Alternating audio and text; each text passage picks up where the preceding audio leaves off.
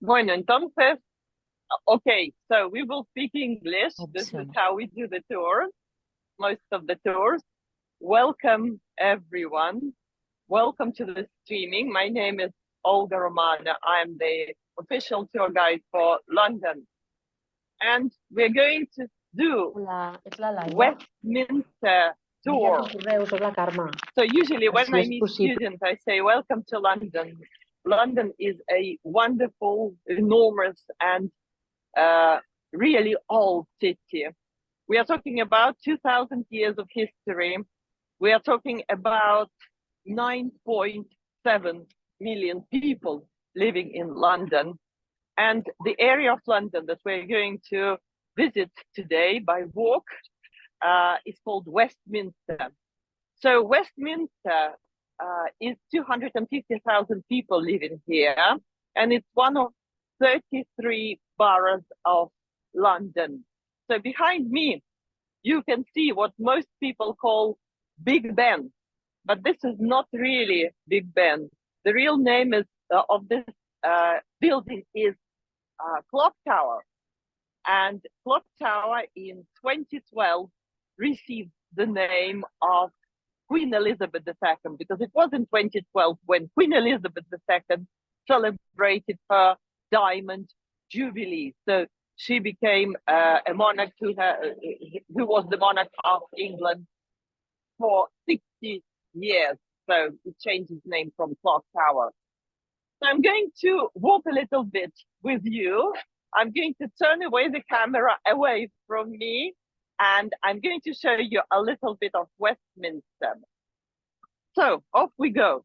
We are now on Parliament Square, and I'm going to try to show you United Kingdom Parliament here, just coming up on my screen. So the United Kingdom Parliament is the oldest parliament in the world. It was founded in the 13th century, and it was founded by King John the Lackland when on June 15th, 1215, he signed a historic document called Magna Carta, or the Great Charter, on the green fields of Runnymede, just about 1 hour drive from here. So the building we're looking at right now, next to Big Ben, that's the lower building. I'm trying to get it a bit bigger, but I can't get it bigger, but it's in the screen now, is the House of Commons. So the House of Commons, we have 650 MPs, which stands for Member of Parliament, like Diputado, MP, Member of Parliament, 650. And they represent 650 areas of the United Kingdom of Great Britain, Northern Ireland. There is also a building next to the left-hand side of Big Ben. You might be able to see it with the black chimneys. So this is the extension. I'm going to walk a little bit further so you can see it better. The extension of the Houses of Parliament. It's called Portcullis House, and it was built in 2002. So now let's have a look at the House of Lords. So the House of Lords is building in between two white posts on my screen with a flag on top of it. So we have 728 lords, and they're not elected like MPs, but they are nominated by the monarch. So I'm quite sure you remember Margaret Thatcher. So she was the Dane, she was the member of the House of Lords until her death in 2013. So I'm going to walk further, and I'm going to show you the coronation church of the United Kingdom, called Westminster Abbey. So Westminster Abbey, just trying to put it, yes, in my picture. It's an old church which was built 1,000 years ago. It's a big building just across the road that I'm going to walk to right now. It was founded by Saint Edward the Confessor in the 10th century. It was completed in the 11th century in 1065. That's the building in your on your screen right now with two towers and the flags on top of it. So Westminster Abbey has been used since 1066 for every single coronation. And if you haven't watched the coronation of His Majesty King Charles III, the 6th of May of last year, I recommend you watch it on playback or on YouTube. It's quite an amazing, wonderfully beautiful ceremony. And United Kingdom of Great Britain and Northern Ireland is the only country in Europe which still has the ceremony, the coronation. So it's happening in this church. So before we cross to the church, take a look to the little white church I'm showing you right now. So this is the Church of St. Margaret. So if you are a member of Parliament, and obviously if you are of Anglican religion, you can get married in St. Margaret's Church. And so Winston Churchill in 1908 got married in St. Margaret's Church. I'm just showing you this wonderful church. So Westminster Abbey, St. Margaret's Church, and the Houses of Parliament, they constitute one of the 3 sites of UNESCO World Heritage in London, other 2 being Tower of London and the whole borough of Greenwich. So the wall of Westminster Abbey that you're looking at was built around 1230, and Westminster Abbey was built as a Benedictine convent. Ora et labora, pray and work, Benedictine monks were saying, and they would go to bed what time? About 10 o'clock, and they would wake up at midnight. So when they were not praying, they were working. When they were not working, they were praying. So Westminster Abbey, we're going to come back a little bit. The building with the grey dome on your screen is Methodist Hall. The religion of Methodism was founded by John Wesley, and it's just across the road from Westminster Abbey. Wonderful building next to Queen Elizabeth Conference Hall with the purple flag. That's a modern looking building. So I'm taking you to the main entrance to Westminster Abbey. Here we go. The coronation entrance. I think I've already mentioned that the United Kingdom of Great Britain and Northern Ireland is the only country to have the ceremony of coronation. And this is the main coronation entrance. Usually there are people here, so I'm just trying to navigate through. So King Charles III is stopped here on those steps just behind the railing on the 6th of May 2023. So they're going to set up some kind of event here. So I'm going to walk you away from here, and we're going to visit King Charles III's residence from outside, obviously. That's Buckingham Palace. Before we go from here, the building where the blue buses are parked is one of the most expensive schools in the world. It's called Westminster School. So if you want to study in Westminster School, your parents will have to pay £50,000 per year. It's a private school for boys and girls. It's a mixed school. So at the moment, I'm walking to Buckingham Palace. Just wanted to mention you something as we walk. I'm just going to focus on me now. So King Charles III became the king on the 8th of September 2022, when his mother, Queen Elizabeth II, passed away, aged 96. That made him one of the oldest heir to the English crown. He was 73 when he inherited the crown of England, and he was 74 when he got crowned. Well, King Charles III's birthday is November 14th. King's birthday is usually celebrated, however, not in November, but the 2nd or the 3rd Saturday in June, when we have a beautiful ceremony called the Trooping of the Colour. I'm going to take you there in a moment to Horse Guards Parade. building. So alongside with King Charles III, his queen, Queen Camilla, was crowned. Very interesting, because when Queen Elizabeth II was getting crowned on June the 2nd, 1953, her husband, Prince Philip, wasn't crowned. He was still a prince until his death. However, Camilla was crowned as the Queen of England, but she's obviously not the ruling queen like Elizabeth was, but queen consort. Sorry for the delay. I'm crossing the road now, crossing on green, obviously.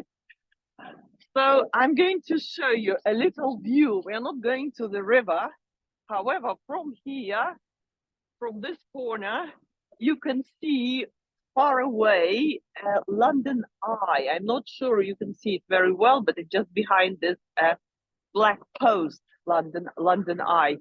London Eye is 135 meters tall, 33 capsules, and 33 capsules. There are 33 boroughs of London, 33 boroughs of London. This is the famous double-decker bus. Just take a look at it past the entrance to Westminster Rally.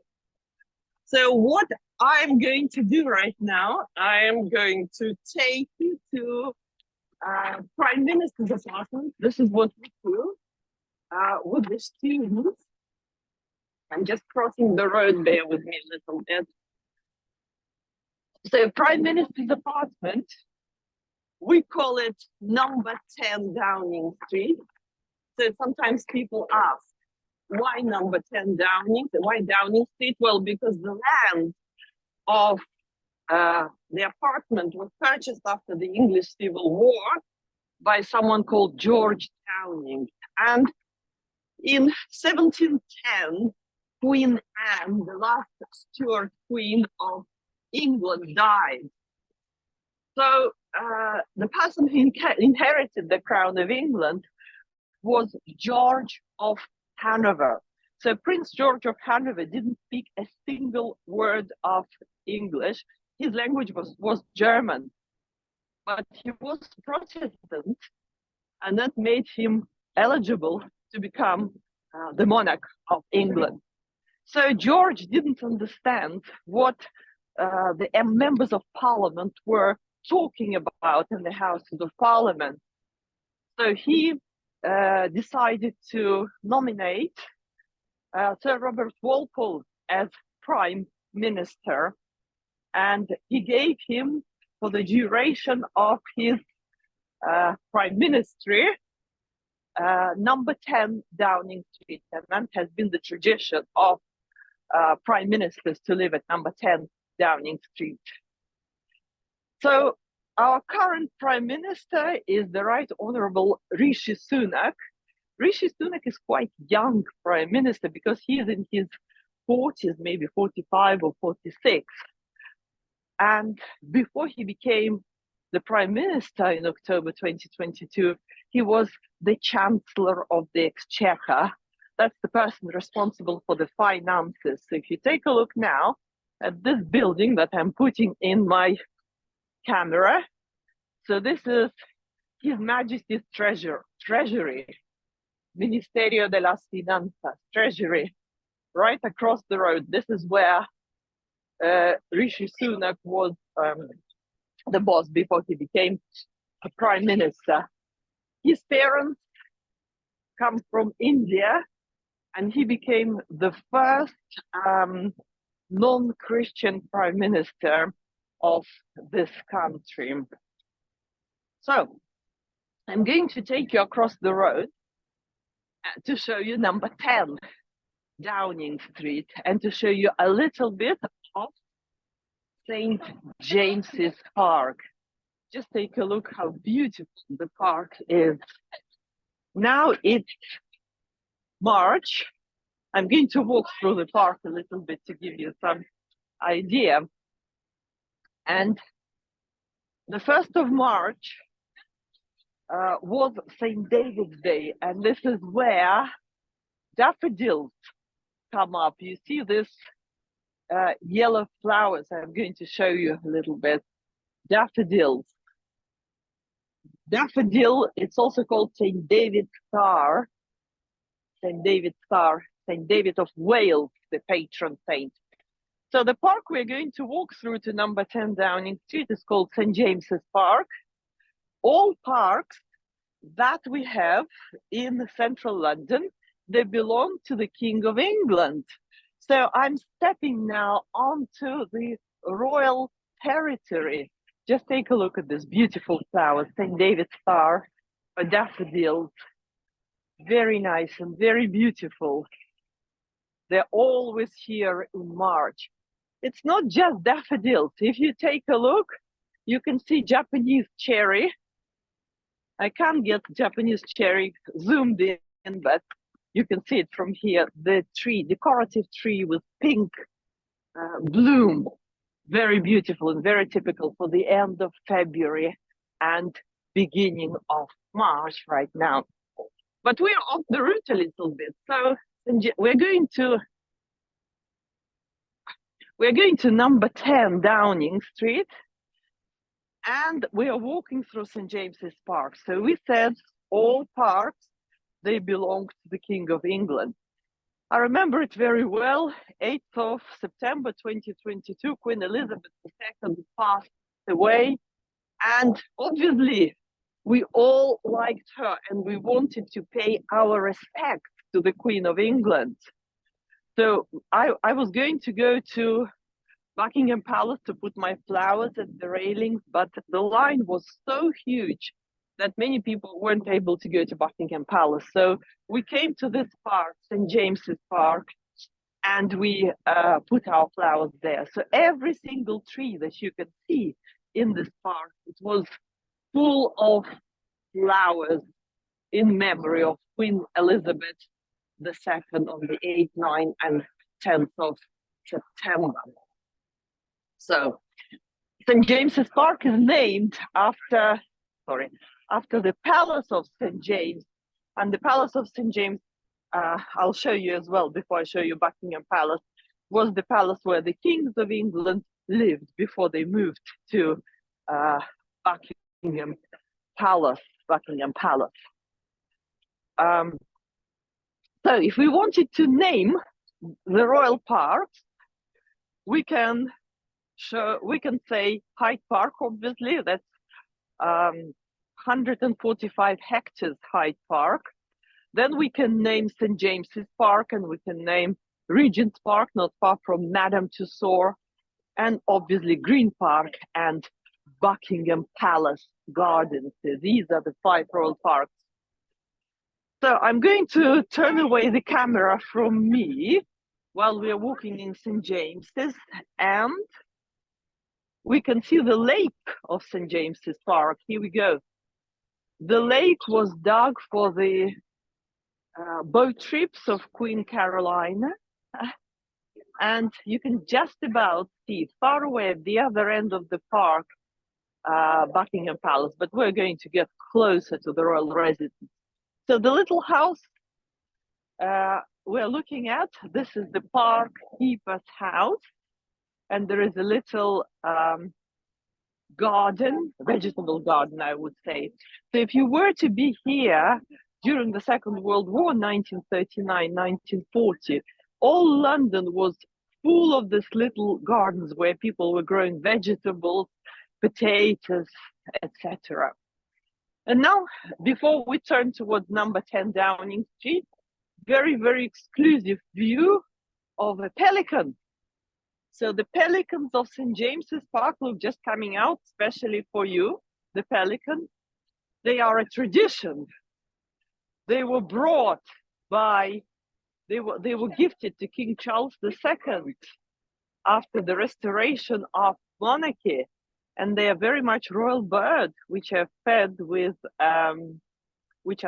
that's a big beak, which are fed with fish, specially kept for them.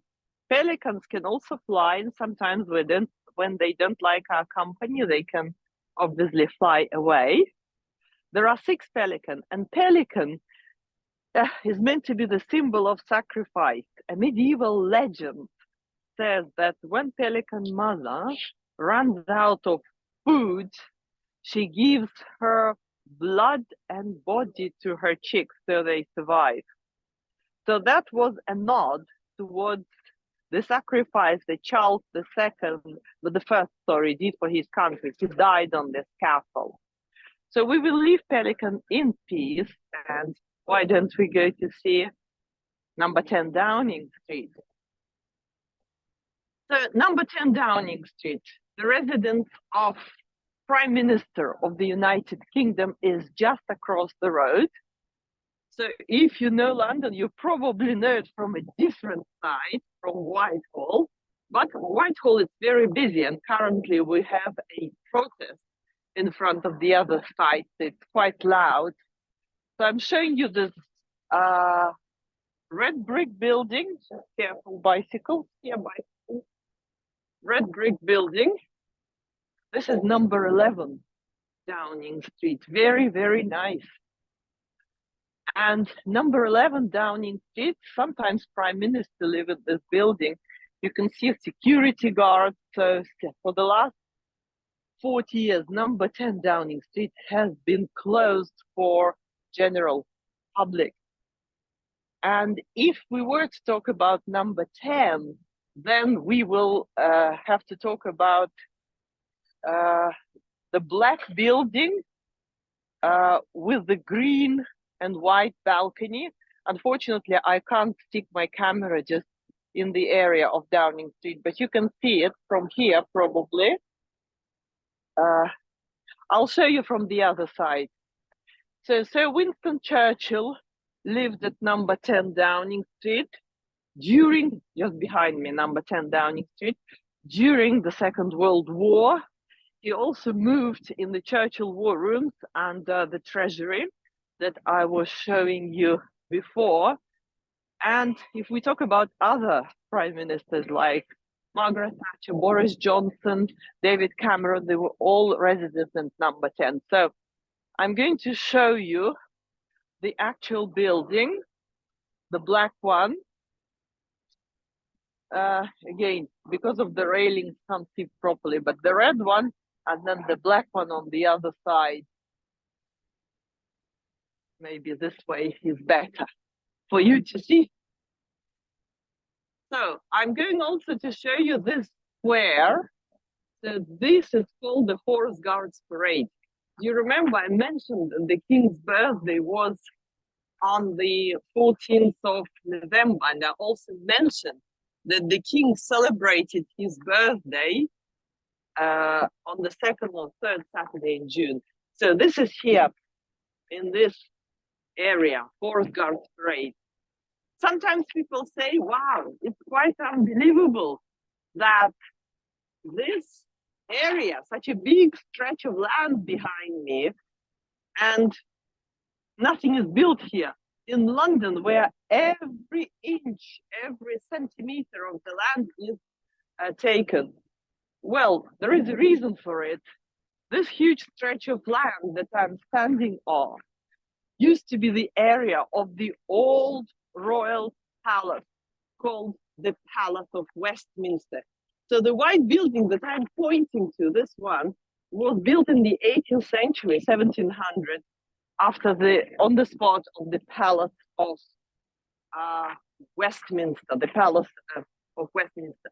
What happened to the Palace of Westminster? The Palace of Westminster, unfortunately, in 1694 burned. They decided not to build anything here.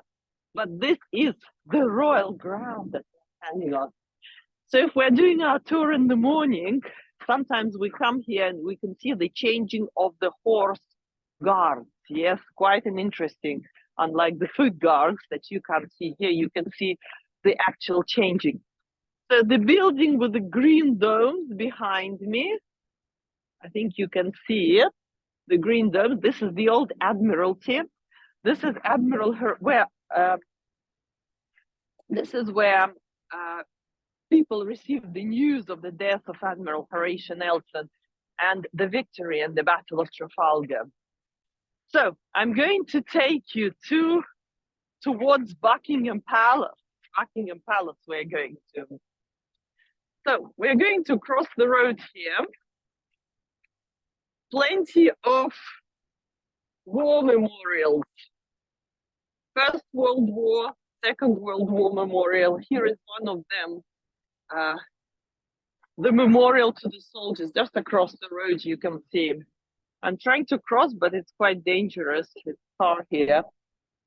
Of the soldiers who died during the First World War wearing casques.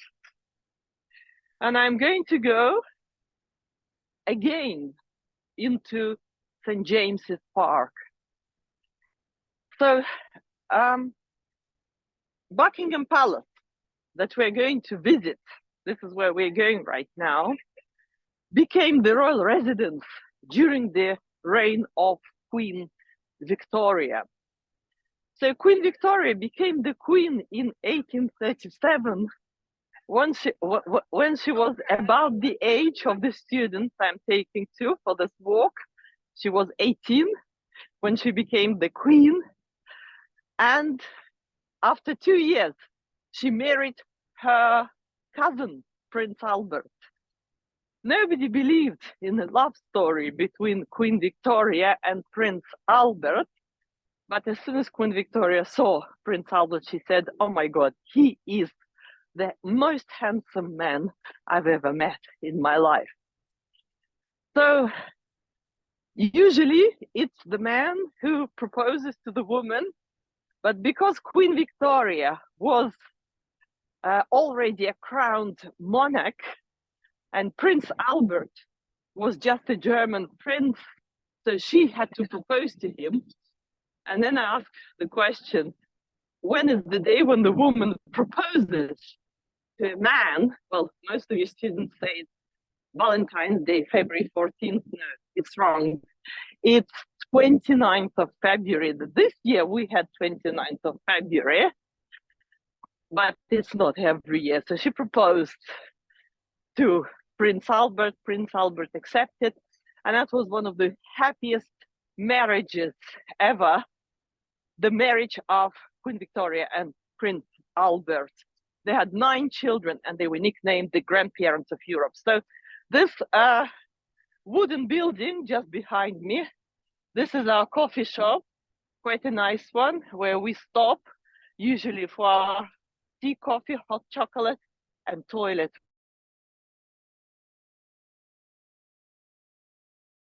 You buy something, you can use them. So we are continuing. I'm walking through St. James's Park, and I'm taking you to the Palace of St. James, and then we're going to Buckingham Palace as well. So St. James's Palace that you're about to see was built in the Tudor style by King Henry VIII. And you know, it's quite interesting to observe that the Tudor dynasty, it's the only native English dynasty, Celtic one, from Wales. And King Henry VIII, the man who abolished Roman Catholic Church in 1533 in England, and who introduced the Church of England. So King Henry VIII, he was the founder of St. James's Palace that we're going to see, and the first head of England, of Church of England, of course. So from 1540 until 1837, the kings and queens of England, they were living at St. James's Palace. However, in 1837, Queen Victoria didn't like that palace and they moved into Buckingham Palace. I'm turning away from me. It's quite a dry day today, so I'm walking on the grass. And the first palace that I'm going to show you is the white palace, not the white, the red palace behind the trees. This is Marlborough House. Marlborough family is one of the most famous aristocratic English families. So they used to live here in this palace. Now Marlborough Palace, I'm just trying to get a bit closer. So Marlborough Palace is now the secretary of the Commonwealth. When the British Empire ceased to exist, that was in 1952. So Marlborough Palace became the secretariat of the Commonwealth. Away from me, have a look at this palace. Just across the road, the Red Palace behind the trees. This is Marlborough Palace. So the street I'm walking on now, quite a long one, 1 mile long. This is called the Mall. When there is a procession, so all the processions, they drive along the mall just behind me. You can see people drive along the mall. Royal weddings as well. You might remember in 2011, William, our Prince of Wales, and Kate, they got married.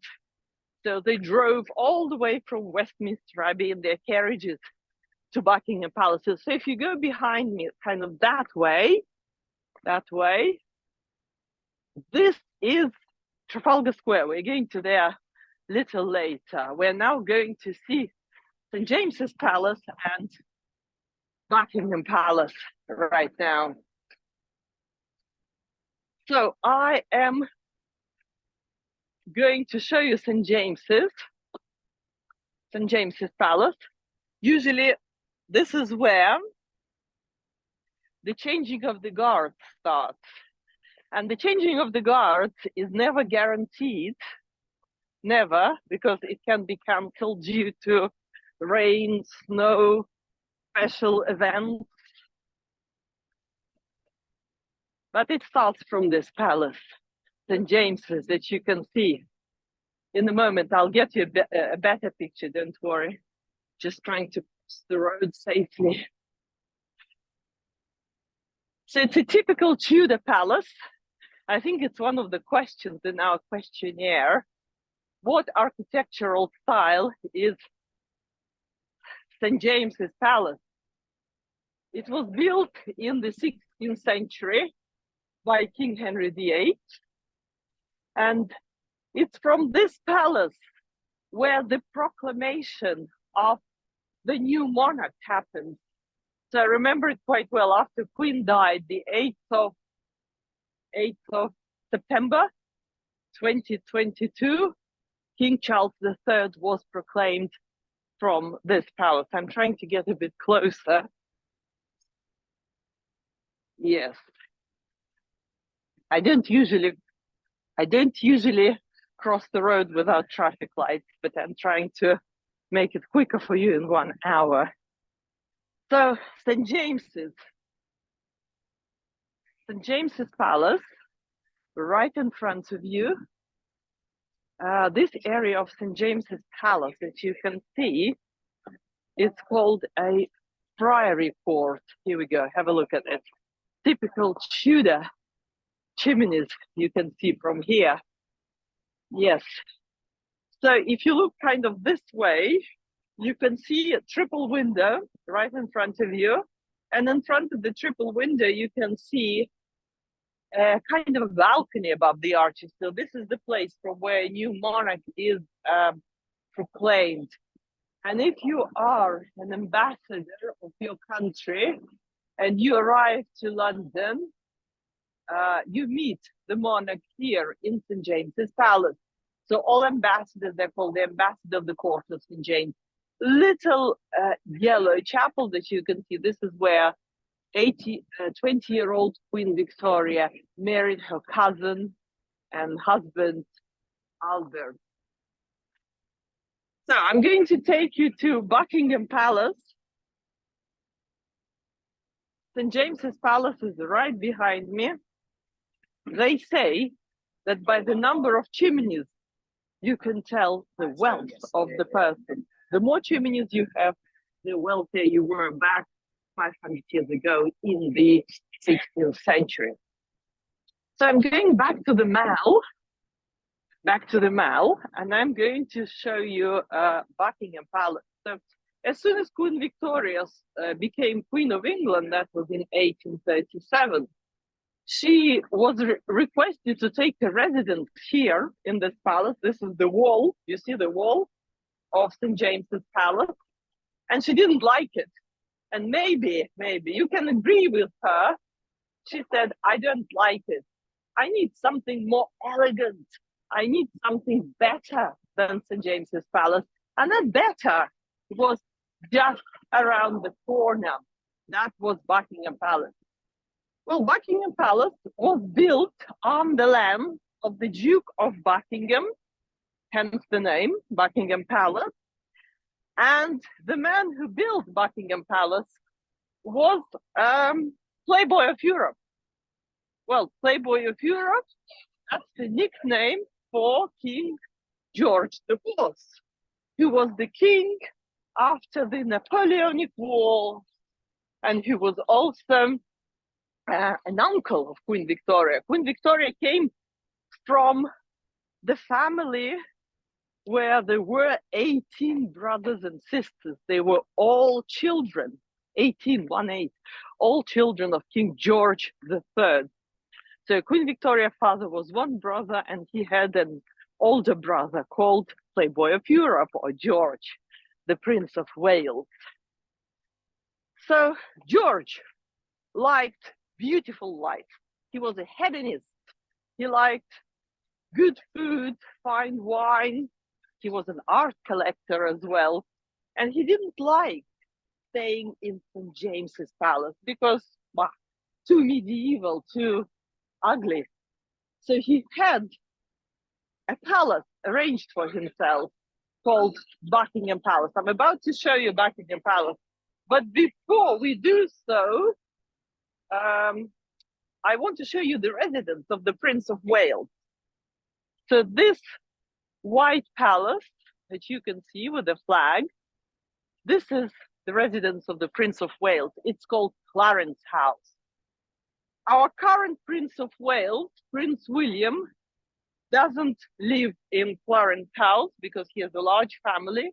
He prefers living in Windsor, not in the castle, but in another bigger house.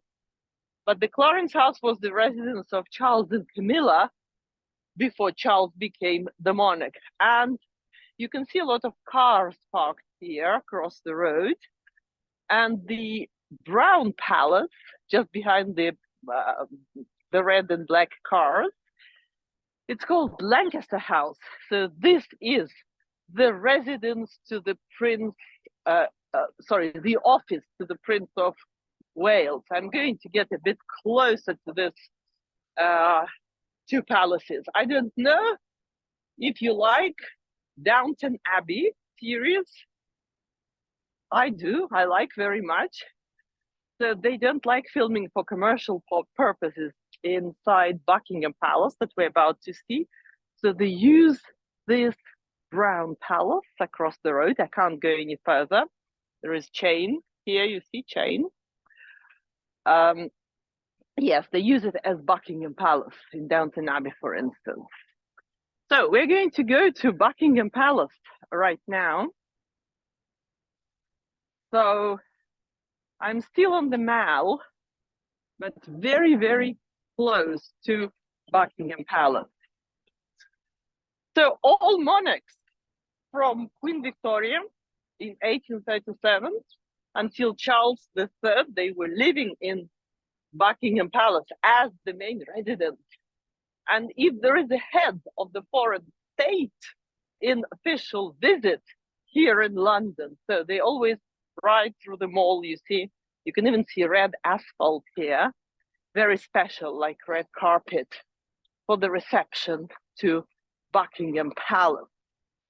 So Buckingham Palace became the royal palace in the reign of Queen Victoria. I'm going to check it out.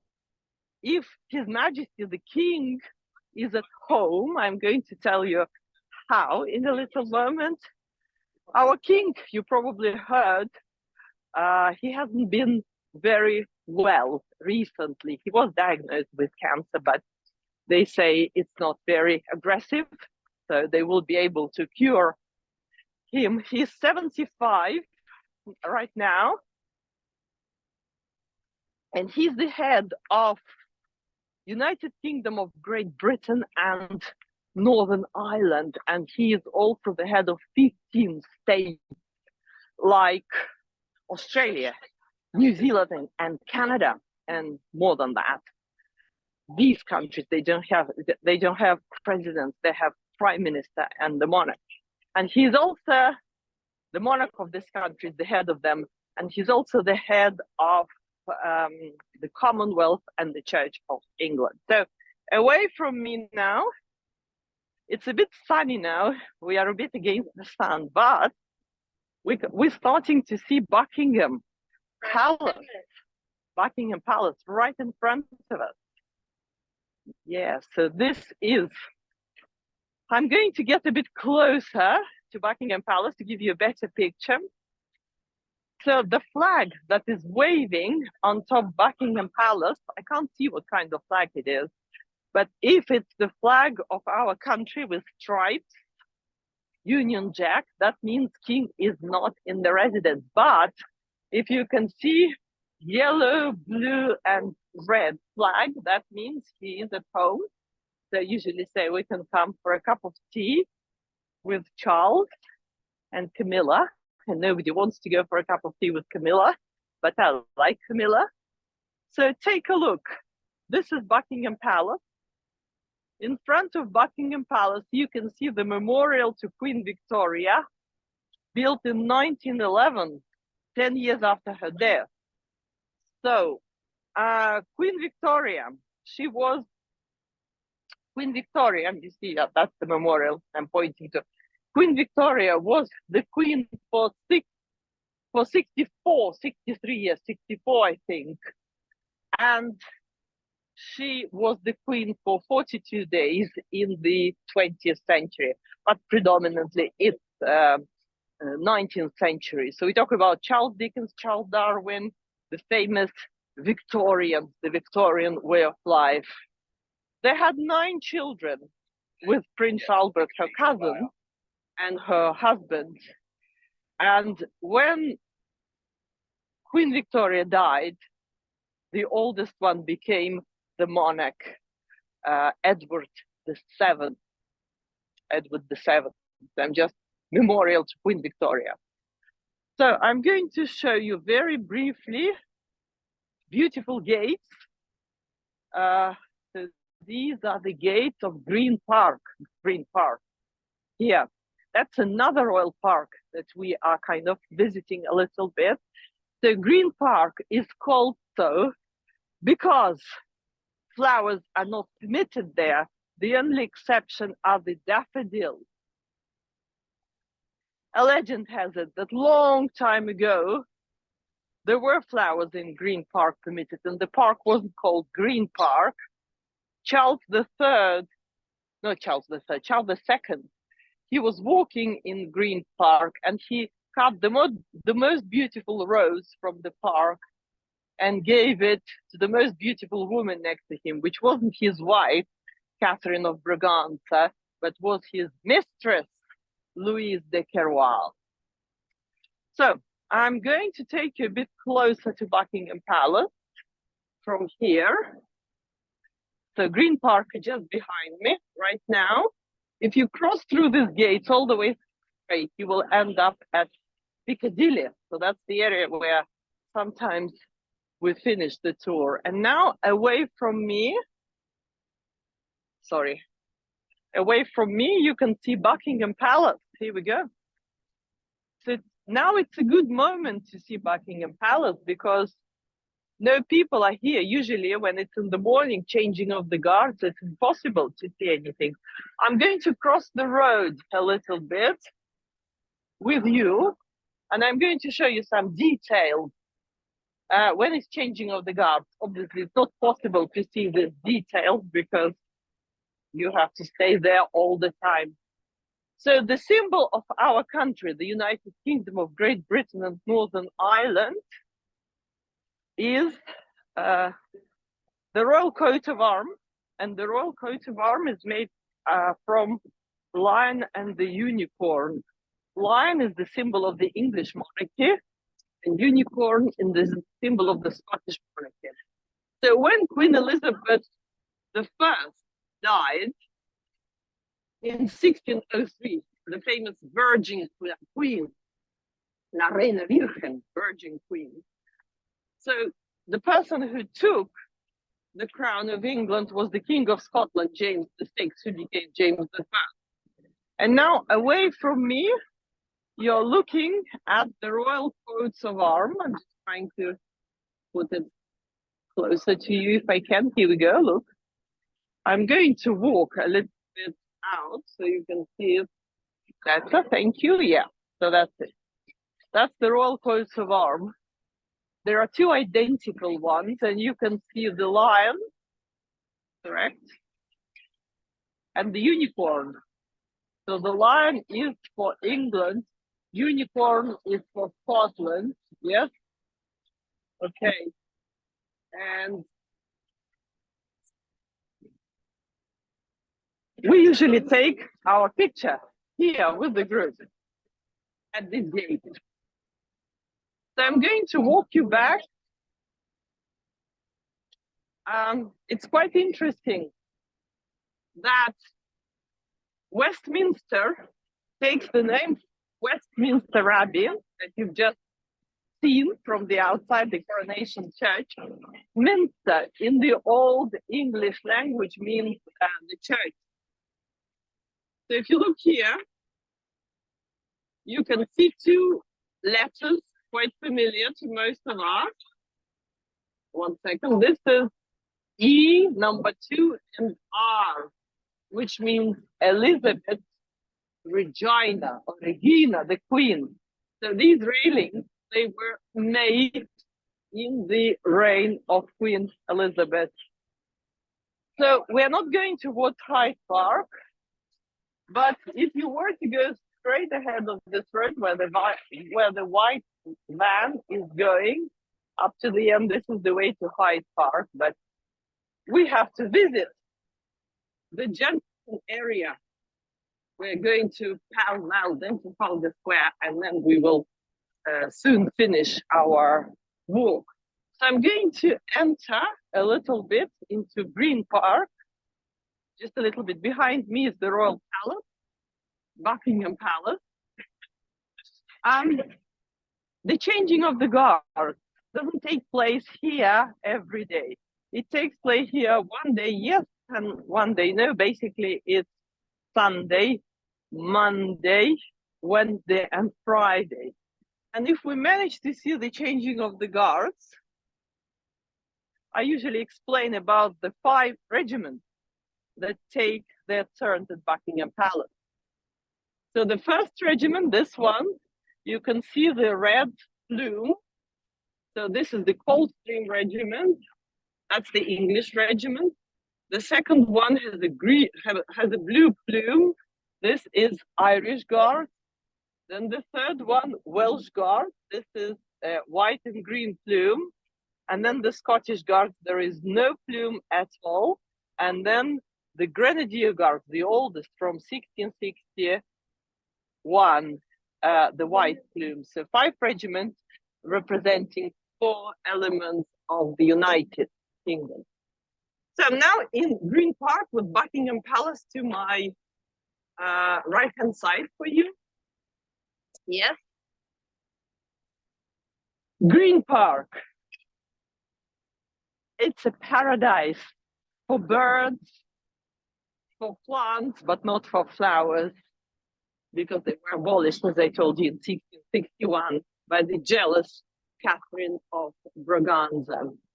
So from Green Park, you can also get a glimpse onto some very, very exclusive royal palaces, which I'm going to show you, and some residences.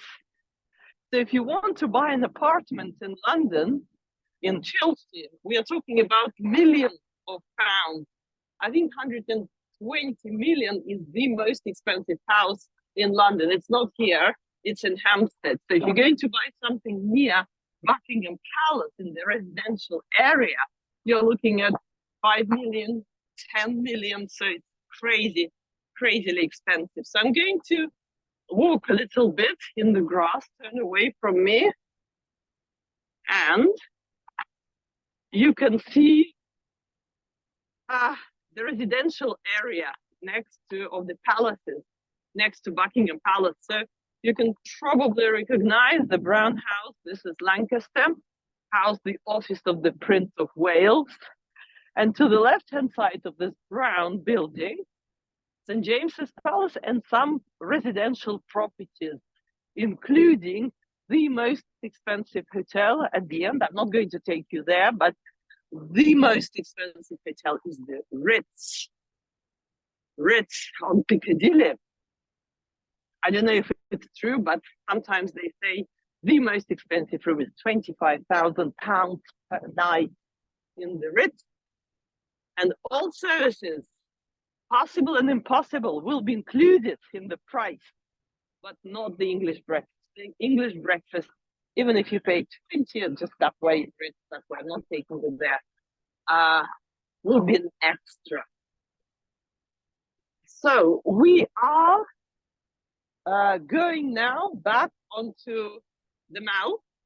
So the word Mall comes from the English word mile. Mile. 1 mile. And it's the length with 1.6 kilometers, 1 mile. I'm just going to show you a little bit on the map. Look, this is the map of Green Park. So you can see it from here. So Queen Victoria Memorial here, Buckingham Palace there, and going to Piccadilly. This is Piccadilly. This is Piccadilly here, Piccadilly. And this is Queen's Walk, where the most expensive properties are.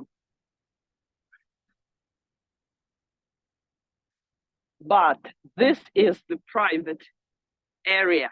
So we're not going to go to the most expensive properties.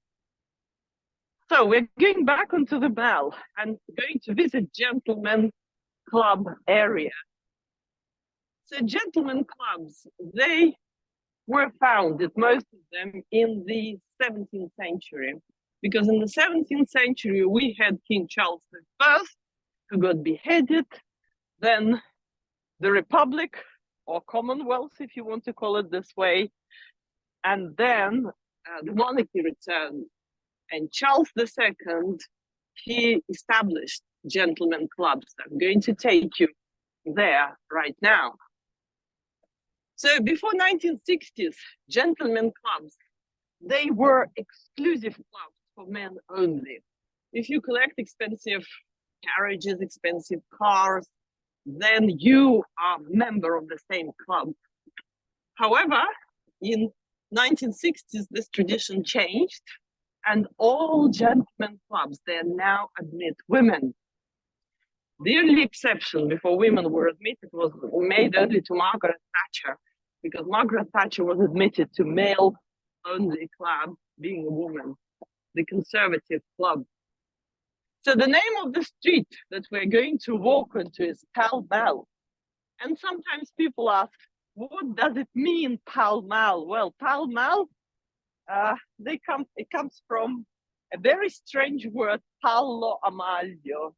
It's a game very similar to cricket, they say, that the members of the club were playing in their clubs, the pallo amalio, Pall Mall. The land that we're going to walk in is called St. James's Gentlemen Club area. And sometimes people ask me, how much does it cost to be a member of the club? Well, we're talking about £20,000 per year, £50,000 per year, £150,000 per year. It varies, but it's all in St. James's, around the Palace of St. James. So talking about the possibility to visit the royal palaces, yes, it's possible. So Buckingham Palace, you can visit in July, the end of July or the whole of August, beginning of September, and you just come and buy the ticket on the spot. However, somebody told me, I don't know if it's true, maybe it is true, that you can now visit out of the season Buckingham Palace as well. But that will be very, very expensive, obviously. So I'm turning away from my face. You can see now a very nice view of the Commonwealth building just across the road. When British Empire ceased to exist, then the Commonwealth was formed, originally out of 52 member states. Very easy to remember, 1952, 52 member states. But now there are, I think, less than 52. The flag on Commonwealth is flying on top of the building. This is the globe with 52 rays coming out of it. And we are very close to Pall Mall now. I'm taking you past St. James's Palace again. Forgot to tell you that after Prince Charles divorced Princess Diana, that happened in 1996, just a year before she died tragically, he was living in St. James's Palace, and Princess Diana, she was living at Kensington Palace, but Kensington Palace is quite far away from here. So it was the residence of our king. And going on to Pall Mall now, walking through the gallery of St. James's Palace. It's a public area, but the palace is private. In some places I can't stop because it's a private area, just a public right of way here. And here we go. We are now going to Pall Mall. So King Charles II, the man who founded gentlemen clubs, he was quite a colorful personality. Maybe we could call him, thank you, we could call him Playboy of Europe as well, because he was married to Catherine of Braganza, the Portuguese princess that brought the tradition of having tea to England, they say. But he had 15 mistresses.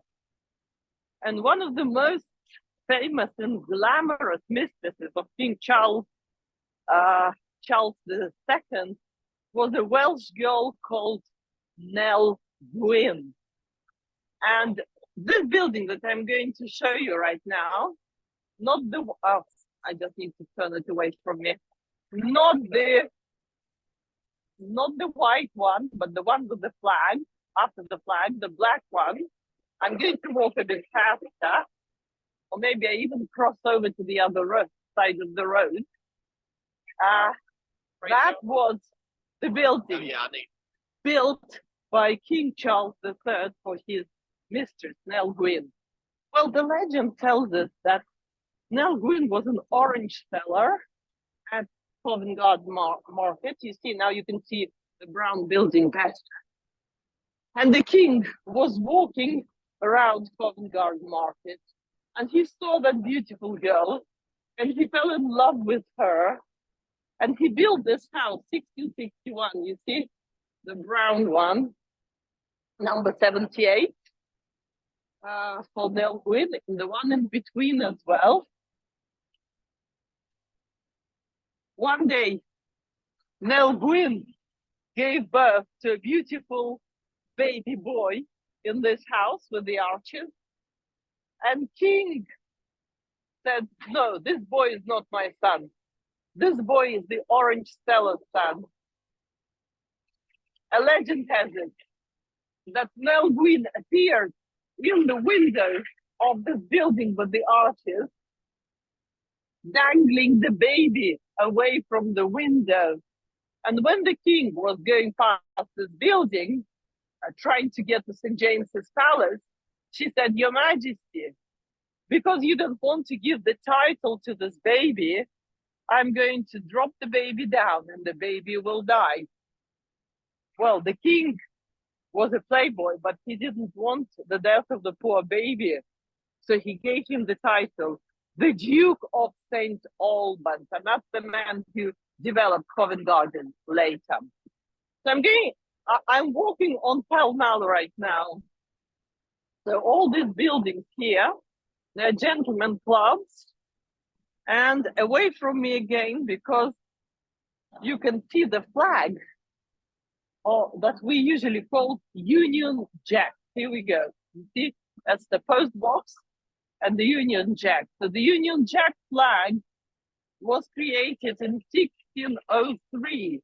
And this is the cross of St. George, red cross on the white background, and the white X on the dark blue background, Scottish flag.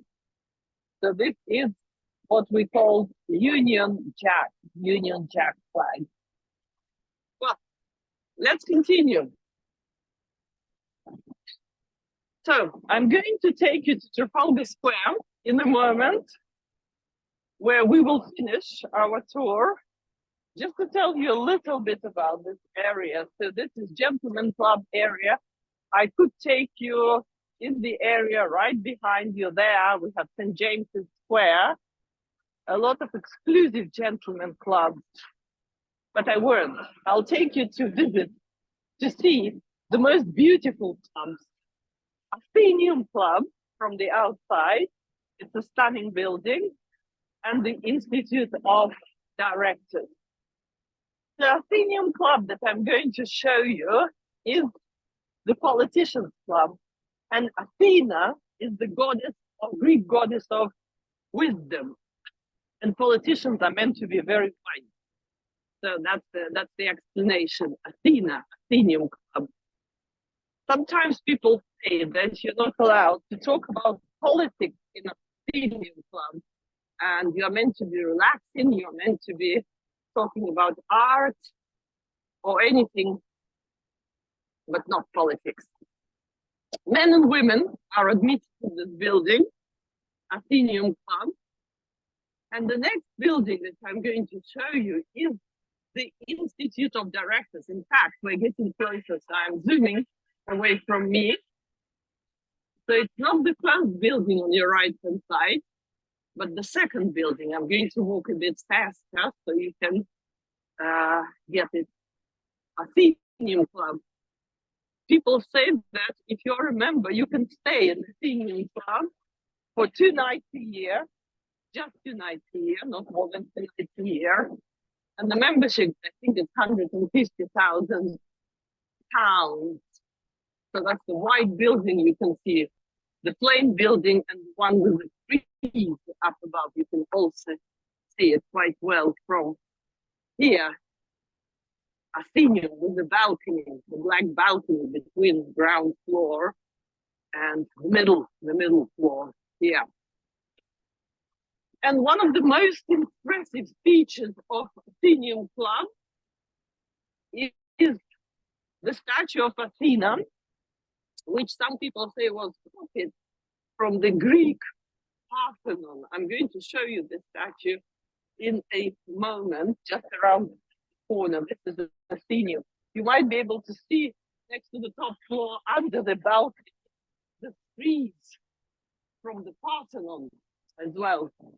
And here we go, the statue of Goddess of Wisdom. Just bear with me one moment, crossing the road. Yes, here we go, look. On the balcony. Yes, I have to be careful here. It's a big traffic. Yes, and the pillar that you can see, hopefully won't get run over, no? That's it. Yes, the pillar that you can see in the middle, so this is the Duke of York, who was the commander in the Napoleonic Wars. So look at the Athenian building, and you can see the police car. Above the police car, there is a balcony, yes.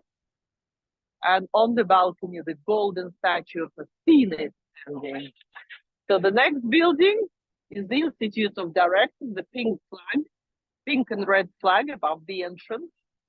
So anybody who's the director of a big company can become a member of Institute of Directors.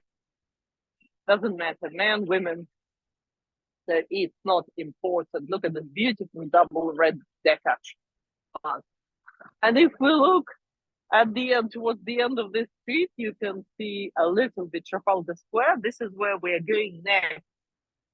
So this little spot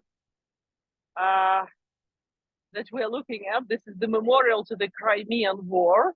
This is where we usually sit with the students on the steps and do our competition, the quiz. Sometimes we do a little game. And this woman standing next to Crimean War Memorial is Florence Nightingale, the first woman who was awarded the Order of Merit.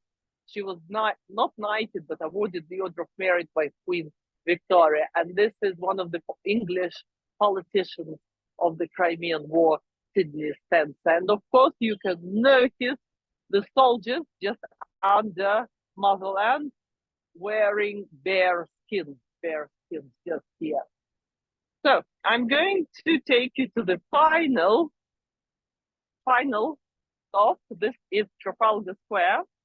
Over to my left-hand side, just behind me, hopefully you can see Piccadilly.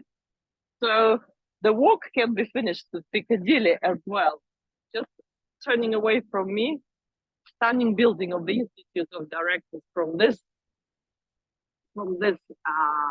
angle. It's quite beautiful.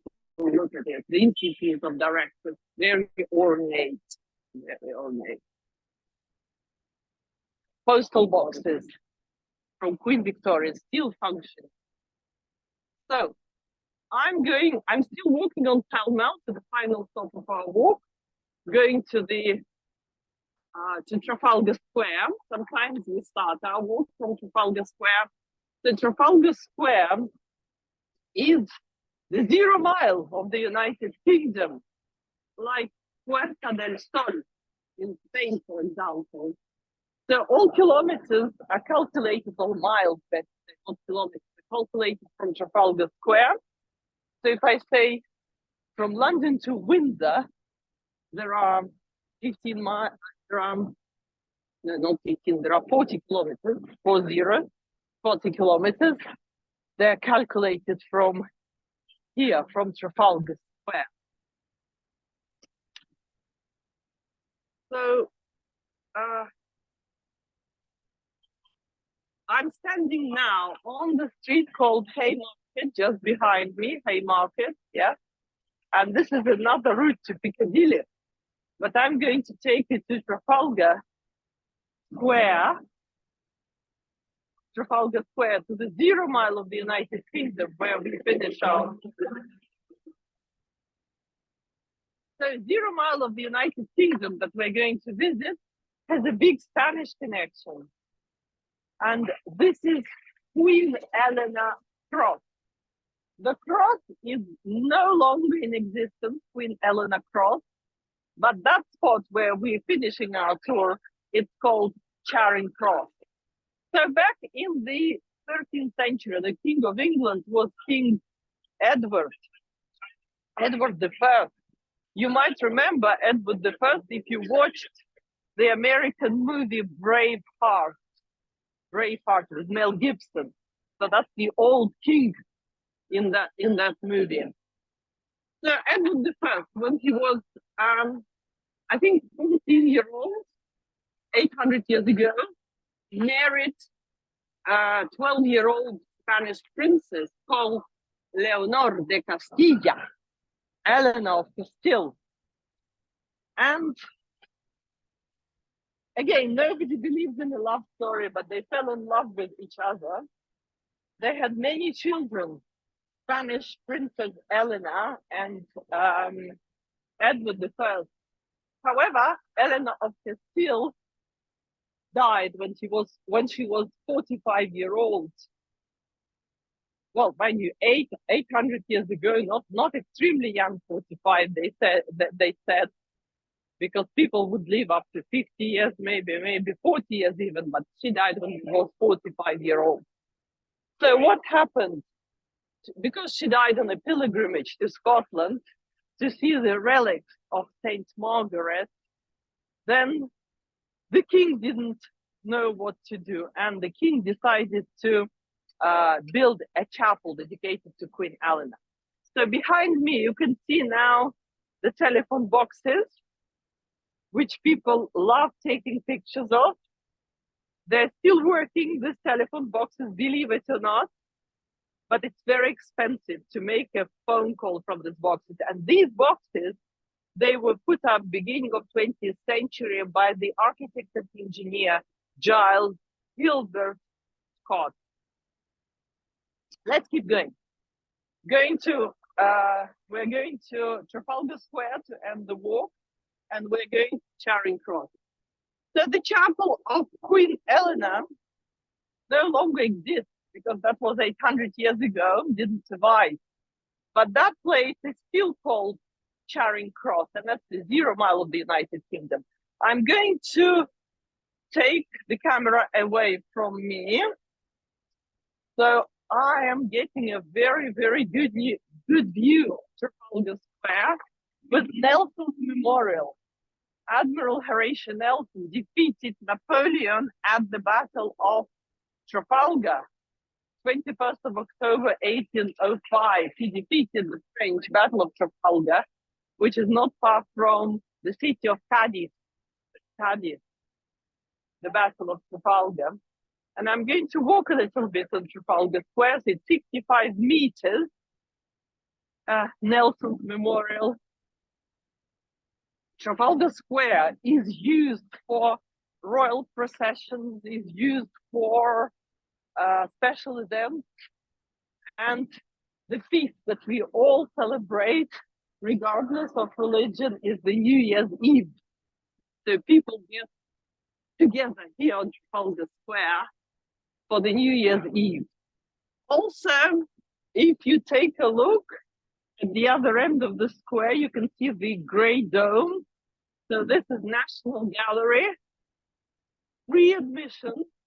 This year, National Gallery is 200 years old.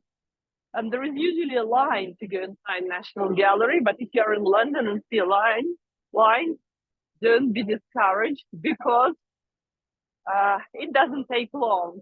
And if you want to get a bit of priority, then book your ticket in advance and they will put you in front of the line to go in. It's free to visit. You don't have to pay anything. This is National Gallery. And you can also see the fountain. There is an interesting tradition that you can bathe in the fountains when New Year arrives, but it's not very recommendable. So National Gallery is on one side. On the other side of Trafalgar Square, the Church of St. Martin in the Fields, which is the first building of Trafalgar Square. And for people who like football, I can tell you that the anthem of the Champions League for the first time was played in this church, because the Champions League obviously in 1710 didn't exist. But Handel wrote his coronation music called Zaid of the Priest.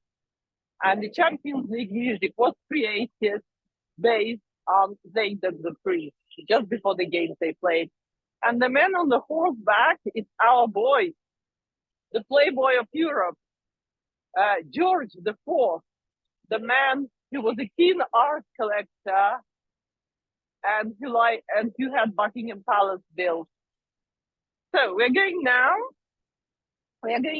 to 0 mile of the United Kingdom to end our walk behind the National Gallery. Sometimes people stay here to eat. Behind National Gallery, there is a restaurant area called Leicester Square. And if you don't like restaurants, there is a McDonald's there that people like, Burger King, and many, many other places where you can just have your packed lunch on Leicester Square. So just going to show you very, very briefly the lions on Trafalgar Square. So the lions are the symbol of power and might of the British Empire. But these lions, look at them. They're quite strange because they don't look like lions. They look like dogs, not like cats. I have a cat at home, so I know what the mini lion looks like. They say that Edwin Landseer, animalist painter who had this lion sculpted in 1830, he didn't know how the real lion sat, but he had a dog at home. So he created the lion dog. But they are not sitting like cats, they're sitting like dogs born. So, 0 mile of the United Kingdom. We're going to end our walk. I just need to cross here. I'm leaving behind me Nelson's Column, 65 meters tall, National Gallery, and Trafalgar Square.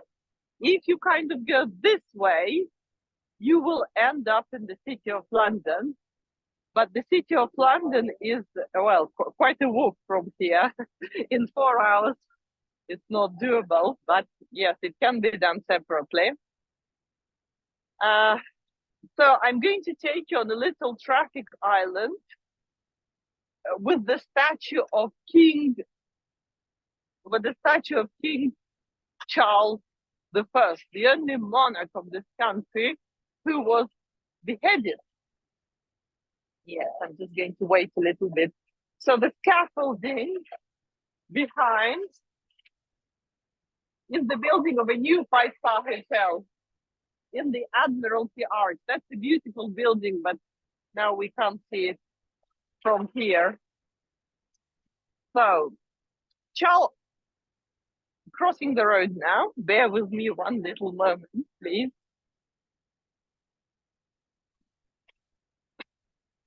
So we are now on 0 mile of the United Kingdom. So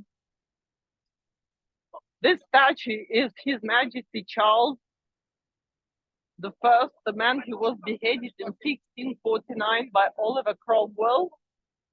And the 0 mile of the United Kingdom is just here. I'm going to show you the, well, there is a yellow star. This is for baskets, people who sing for money. And the 0 mile of the United Kingdom is just here. You can read what's written here. I'm going to read it for you. On this site occupied by the statue of King Charles I was erected the original Queen Eleanor's cross, the replica of which stands in front of Charing Cross Station. Just here, you see, I'm reading what's written here. So this is Puerta del Sol of our country. This is the 0 point of the United Kingdom. Yeah. So I think I'm going to end my walk here because it's time now. It's, well, exactly 3:30 now in England. 3:30.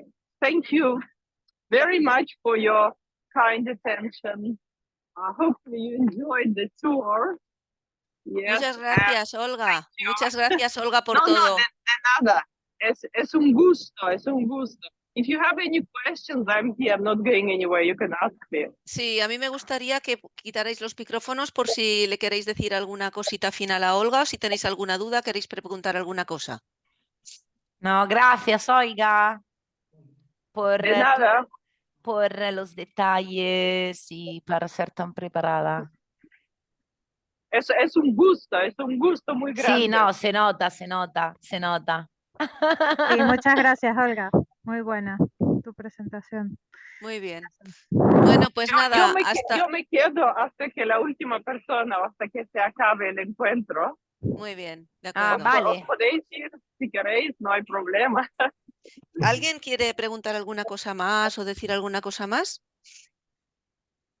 Parece que no, ¿no? No. Sí. Es que ha estado todo muy claro. Sí, No, muy, está todo muy claro y muy preparado. completo. Sí, sí. Los pelícanos han llegado cuando has llegado tú al parque, a St. James Park, No, la National Gallery perfecta, los Es ángulos. verdad. Está preparado todo, ¿eh?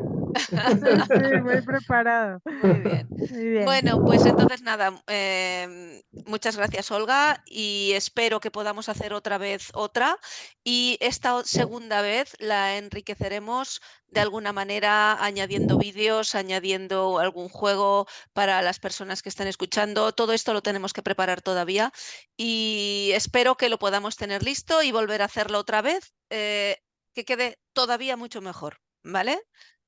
Gracias. Muy bien, hasta luego, adiós.